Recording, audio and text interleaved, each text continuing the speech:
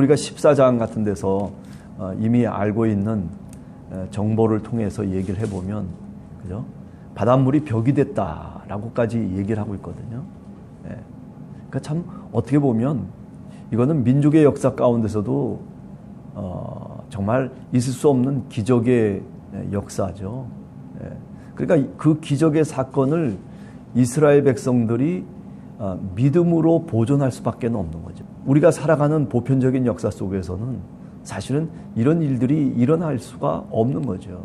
분명한 것은 뭐냐면 그 당시에 그 이스라엘 백성들이 이 기적의 사건을 실제로 경험했다는 거죠. 그래서 그 사건을 통해서 이스라엘의 역사가 출발하고 있는 거죠. 이렇게 홍해를 갈르시며 애굽에서 430년 동안 종됐던 이스라엘 민족을, 아니 히브리 민족을 하나님이 당신의 약속의 땅으로 인도해가는 이런 구원의 사건을 통해서 자신들의 민족의 역사를 시작하고 있다라고 하는 거죠. 15장은 모세의 찬양이 나오고 있죠. 이스라엘 자손과 그리고 모세가 다 홍해 바다가 갈라지는 그 사건을 겪으면서 그 신앙의 사건, 기적의 사건, 어찌 보면 믿음의 사건이죠. 그걸 보면서 지금 노래하고 있는 겁니다. 그 노래의 핵심은 이겁니다. 15장 1절에서부터 18절 핵심은 뭐냐면 바로 야훼 하나님이 나의 힘이 되시고 야훼 하나님이 내 노래가 되시고 그분이 나의 구원이 되시도다 라고 하는 거죠. 그러면서 덩달아서 뭐라고 얘기하냐면 그분은 바로 내 조상의 하나님이다. 내 아버지의 하나님이다. 자, 그러면서 15장 19절에 보면 바로의 말과 그 노래가 끝나고 난 다음에 바로의 말과 병거와 마병이 홍해 바닷물에 수장되었다라고 하는 그런 짤막한 댓글을 출애굽기가 우리들한테 이야기를 하고 있습니다. 15장 1절 내용과 같은 21절에도 똑같은 내용이죠. 말을 탄 자들 그리고 말이 다 바다에 수장되었다. 하나님이 그 일을 우리들에게 보이시고 하나님이 그 일을 행하셨다라고 하는 것을 노래하죠. 이거를 보통 우리가 미리암의 노래 이렇게 얘기를 합니다. 그 이스라엘 역사 속에서 첫 출발점에서 서 있는 노래였다라고 하는 거죠. 그러니까 노래로 찬송했다라고 하는 거죠. 찬송의 백성이 바로 누구냐면 이 이스라엘 민족이 아니었겠는가 생각을 해요. 역사의 출발점에서 이스라엘은 이런 노래로부터 출발하고 있다. 하나님을 찬송하고 하나님의 구원하심을 찬양하는 것으로부터 출발하고 있다는 점이 우리들이 보통 알고 있는 보편적인 역사와 세속적인 역사 속에서의 그 모습과 좀 다르다. 이렇게 얘기할 수 있는 거죠.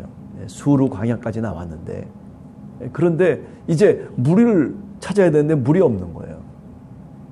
따라 나왔던 모든 사람들이 원망과 불평을 모세에게 쏟아붓기 시작하는 겁니다. 마라에 이르러서 그 물을 찾게 되는데 근데 그 샘물이 단물이 아니라 먹을 수 있는 물이 아니라 쓴물이었다는 거죠. 그 아프리카에서 물이 없어가지고 허덕이고 있는 그 어린아이들과 많은 사람들의 그 어떤 그림들이 제 머리를 스쳐 지나가더라고요. 쓴물만 아니면은 아무 물이나 먹는 거예요. 꾸정물도 괜찮다는 거 아니에요. 물 못 먹어서 죽는 사람이 있습니까? 그런데도 불구하고 사실 우리가 살아가는 세계 속에는 이런 일들이 오늘 또 벌어지고 있다. 라고 하는 것이 참 가슴 아픈 일입니다.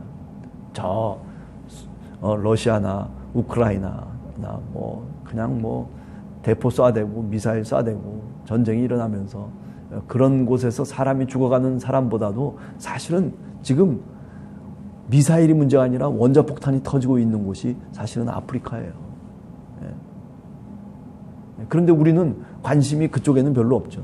이쪽에 죽은 사람들 그래가지고 얘기하고 저런 얘기하고 뉴스에 나오고 그럽니다만은 그러나 실상 죽어가는 인원수로 생각을 해보면 지금 아프리카는 1년에 수만 명씩 죽어가요. 이런 현상들을 우리가 어떻게 이야기할 수 있을까? 여하튼 지금 사흘길을 왔는데 샘을 찾아보니 이 쓴물이 나오는 샘물이에요. 먹을 수가 없는 마라의 샘. 여러분, 그 마라의 샘물 앞에서 이스라엘 백성들이 불평이 터져 나오죠. 근데 여러분 좀 성경을 읽어가다 보면 특별히 27절에 보면 이런 얘기가 있어요. 그들이 엘림에 이르니, 이제 계속 마라의 샘이 단물로 바뀌어지고 난 다음에 계속 조금 더 걸어갔어요. 그랬더니 엘림이라고 하는 장소에 이르게 되는데, 그런데 그 엘림에 이르니까 거기 어땠어요? 거기에 물샘 12과 종려나무 70그루가 있는지라. 거기서 그들이 그 물 곁에 장막을 치니라. 그잖아요. 이 마라에서 조금만 더 가면 엘림인데, 근데 뭐 눈에 보이나요? 인간이라고 하는 게 그런 존재예요. 지금 이 마라에서 조금 불평하지 않고 원망하지 않고 하나님을 향해서 왜 이러십니까? 대항하지 말고 조금만 더 가면 엘림이라고 하는 곳이, 지금 오아시스가, 큰 오아시스가 하나 있는데, 근데 발견을 못하는 거예요. 지금 여기서는, 지금 시각에서는, 지금 상황에서는 저 앞에 뭐가 있는지 우리 인간의 한계가 있기 때문에, 그러다 보니 어때요? 그러다 보니 불평과 원망이 바로 앞에 문제 해결할 수 있는 방법이 조금만 더 가면 있는데, 그런데 그 조금을 참지 못하는 거예요. 이거 내가 억지로라도 좀 가는 맛이 있어야 되는데, 그런데 성경을 우리가 쭉 읽어가다 보면 오늘 15장에도 이스라엘 민족의 어떤 모습들이 그런 모습으로 나타나고 있는 거죠. 너무 현실에만 그저 급급해 있는 모습이죠. 그죠? 무엇을 먹을까? 무엇을 입을까? 주님께서도 제자들에게 그런 말씀을 하셨어요. 산상수훈에서 우리가 마태복음 6장 25절에서부터 쭉 읽어가다 보면 그 얘기 아닙니까? 목숨을 위하여 무엇을 먹을까? 무엇을 마실까? 몸을 위하여 무엇을 입을까? 염려하지 말라. 그렇다면 조금 더 하나님의 약속을 붙잡고 기도하면서 믿음으로 조금 더 걸어가 보라는 거예요. 하나님이 인도하신다면은, 그렇다면 우리를 선한 길로 쉴만한 물가로 인도해 가시는 하나님이 아니냐는 거죠. 우리가 시편 23편에도 다윗이 그래서 그렇게 고백하는 거 아니겠어요? 주께서 나의 지팡이와 내 막대기가 되신다는 거죠. 그래서 저 어두운 골짜기를 다닐 때에도 해를 두려워하지 아니할 것은 주께서 바로 내 지팡이와 막대기가 되신다. 그게 다윗의 고백이거든요. 근데 이스라엘, 오늘 우리가 알고 있는 이 이스라엘은 이제 사흘길 좀 나와 있는데 불평하고 원망하고 있는 이런 모습을 오늘 또 우리가 만나게 되는 거죠. 조금만 더 가면 되는데, 우리가 창세기에서도 그런 얘기를 했잖아요. 아브라함이나 뭐 이삭이나 다 마찬가지입니다만은 믿음의 조상들도 좀 그런 면이 없지 않아 있었다라고 하는 거죠. 그죠? 가뭄이 약속의 땅 가나안에 오니까 어떻게 했어요? 다시 저 물이 있는 애굽 땅으로 내려가 버리고 말잖아요. 그래가지고 애굽 땅에 들어가서 바로에게 자신의 부인 사라를 주기도 하고, 다시 또 하나님이 그들을 끄집어내가지고 다시 가나안 땅으로 다시 오게 하잖아요.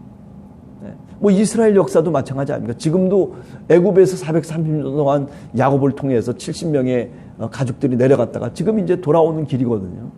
그래서 지금 이제 약속의 땅으로 다시 이스라엘 민족을 이끌고 하나님이 말하자면 데리고 들어오는 그런 장면인데, 그런데 참지를 못하는 거죠.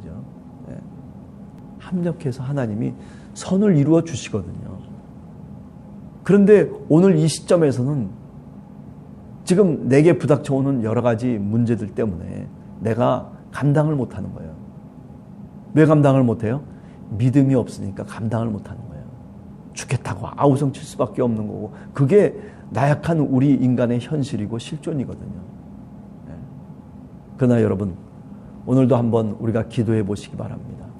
같이 함께 기도하기를 원합니다. 하나님, 우리가 살아가는 현실이 좀 답답한 면이 있다 손 치더라도 주님이 선한 그 지점까지 우리를 인도해 가실 것이라고 하는 그런 믿음을 갖게 해 주시옵소서. 그 믿음 갖고 내가 불평 없이 하나님이 이끄시는 그 손을 붙잡고 오늘 하루도 살아갈 수 있는 하나님의 백성이 되게 해달라고 여러분 같이 함께 기도하기를 간절히 원합니다.